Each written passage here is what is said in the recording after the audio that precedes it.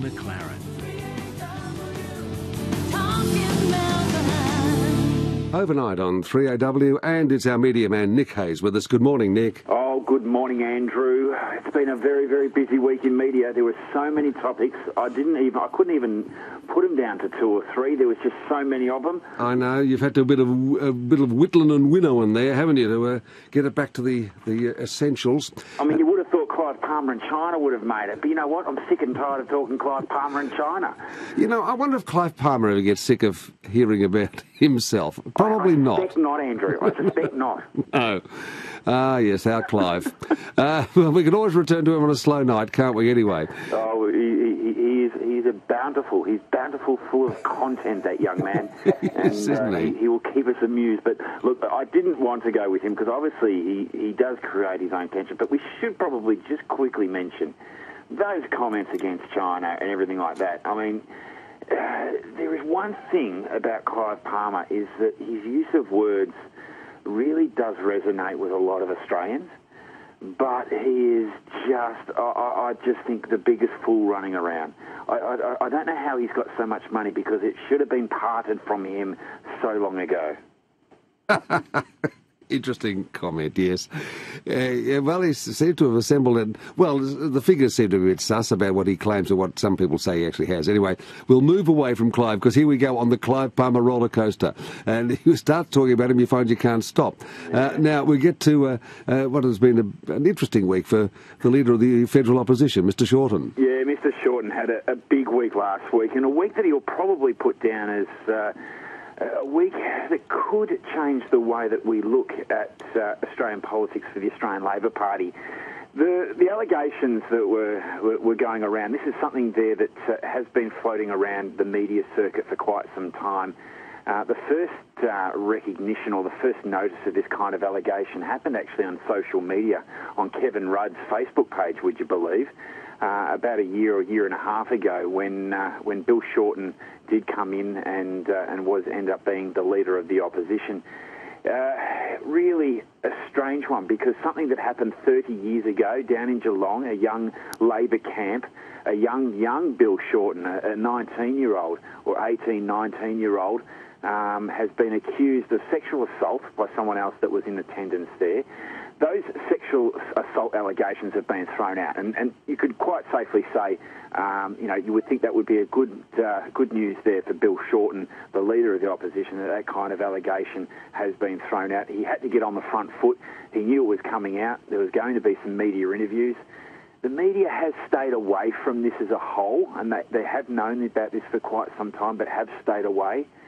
But the fact that Bill had to get out on the front foot and actually talk about it, present it in front of the people, present it on media that allegations had been made against him, regardless of whether they're right or wrong, some of this mud is going to stick.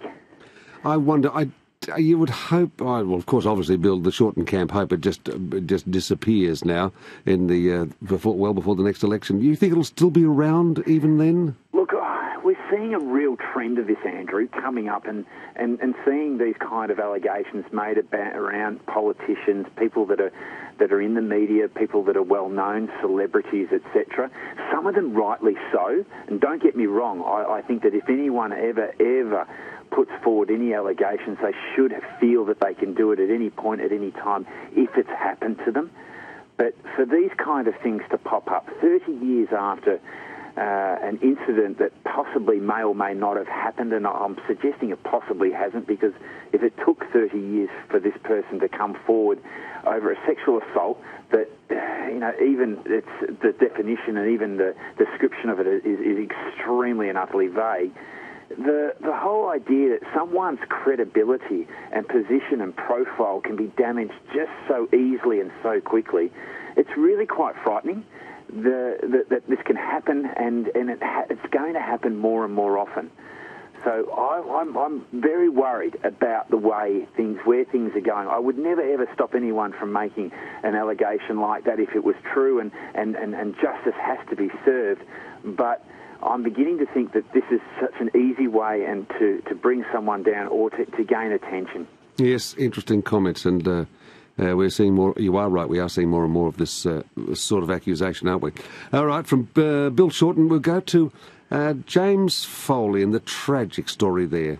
Yeah. Look, this is one I think that we just don't. Well, we shouldn't really be talking about it, to be truthful. We're giving this ISIS more oxygen than they ever deserve. And the tragic death of a journalist, James Foley. One of the big things, I suppose, I'm very mindful with journalists. They put their lives on the line when they go into territories, particular war zones and areas that are unsafe. There's up to over 200 journalists that have been kidnapped in that particular region, and that is something there that they're just out there trying to report the truth. James Foley had been missing for 2 years. In fact, he'd been kidnapped for 2 years, and his public execution by ISIS is one that even the family of James Foley have asked the world, just don't view it, don't look at it, and don't give any oxygen to this terrorist group. And they're nothing more than terrorists, Andrew. They are the filth of society. They do not represent Islam. They do not represent what is a very, a religion that I don't know a huge amount about, but I don't think would ever see this as something that it would be a positive thing for the future of Islam. And we all know that, and we would love to see more of their leaders condemn this even more. But the fact that media has kept this and has done the right thing, has kept this fairly tight, not given it as much oxygen or airtime as what they possibly could. We did see back a little while ago in London when a British troop was executed in the streets of London, a very visual media that was surrounded around that. I think we probably learnt a lesson from that, to not give these mongrels any oxygen and just starve them, because there's one thing that ISIS is doing well, and that is using the likes of a social media where they can spread fear and they can spread their word quite quickly and easily. But I think the rest of the world, Andrew, has just said, you know what, we're not going to give you the time of day, and we're going to block you out. It's interesting. I'm just reflecting back, and I'm old enough to remember the Vietnam War and the coverage of it. And it was said to be, the Vietnam War, the first war that people could watch progress in their lounge room on their TV sets, which I think it was, well, especially for Australians.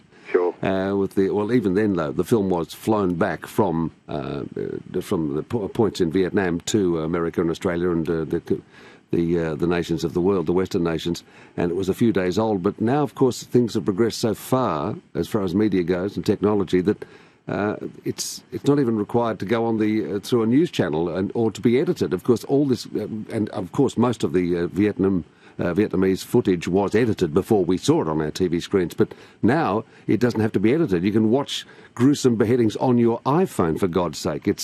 I don't know if that's really working in the favour of these terrorists at all. I don't know. Is it hardening the world? Or is it accustoming the world to just more brutal violence? I don't know. I hope the former.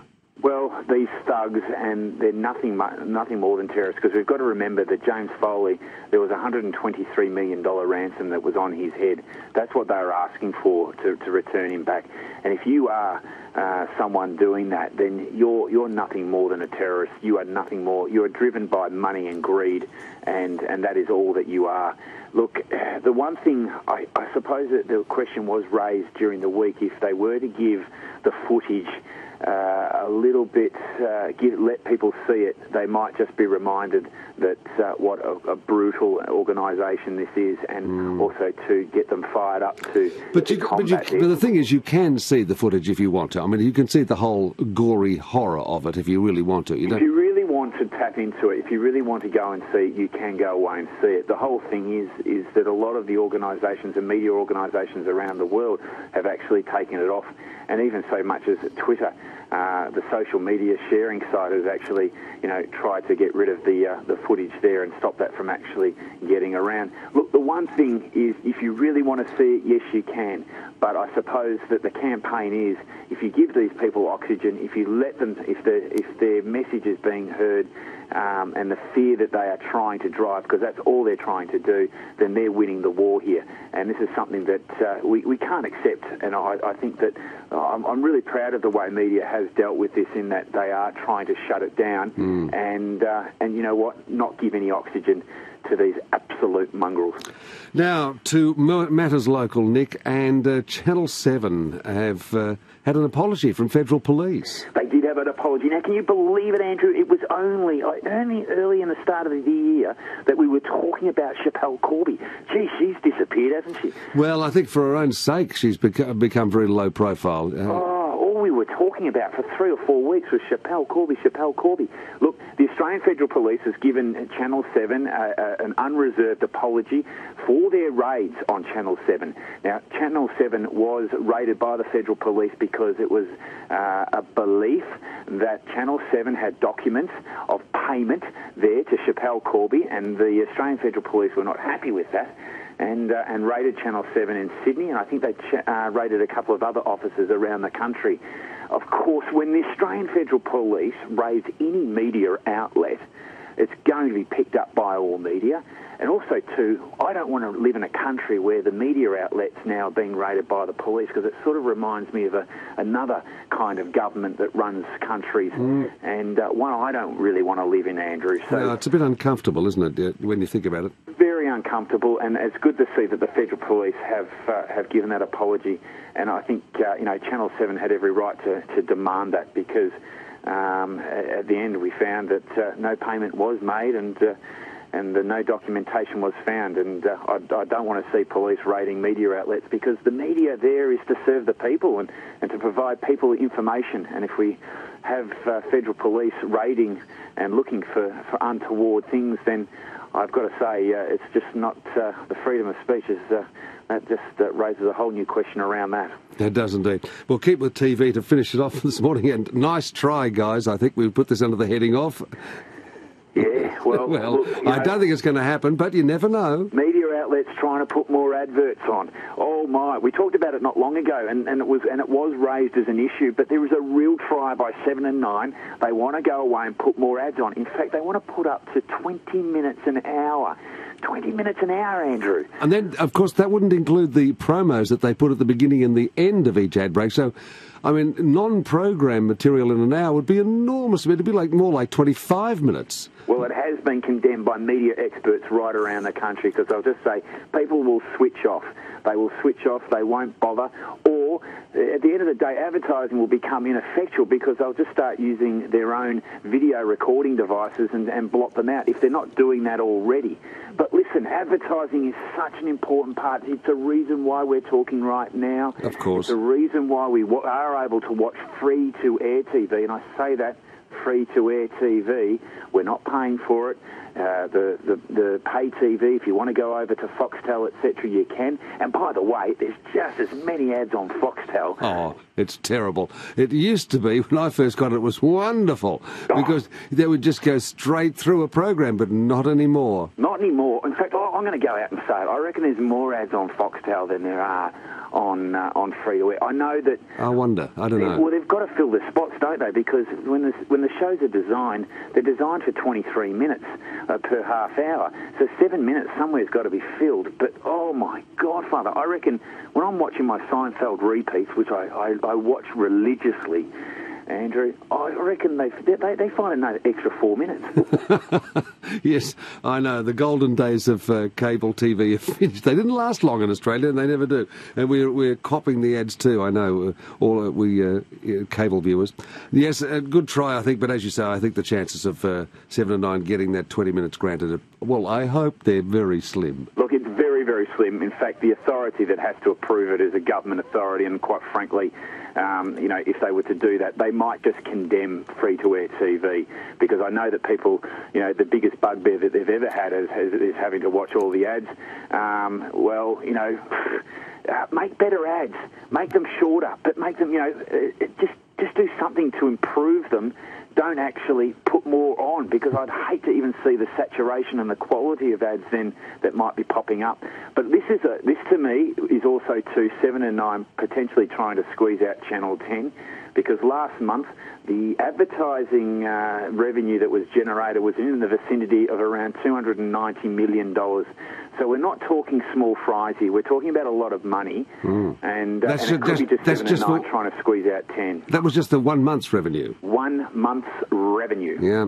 Nick, it's always good to talk. We will speak. Well, actually, I won't be with you next week, but certainly you'll be speaking with Mike Brady for the next few weeks. Oh, a bit of Mike Brady. I know it's coming around to September, of course, so we can talk a bit of footy and everything like that. I'll have to find some good stories to talk to Mike too about. So I've had the B-grade stuff all year, have I? No, Andrew. No, B team's coming on. You're always the A team. Oh, Nick. Oh, shucks.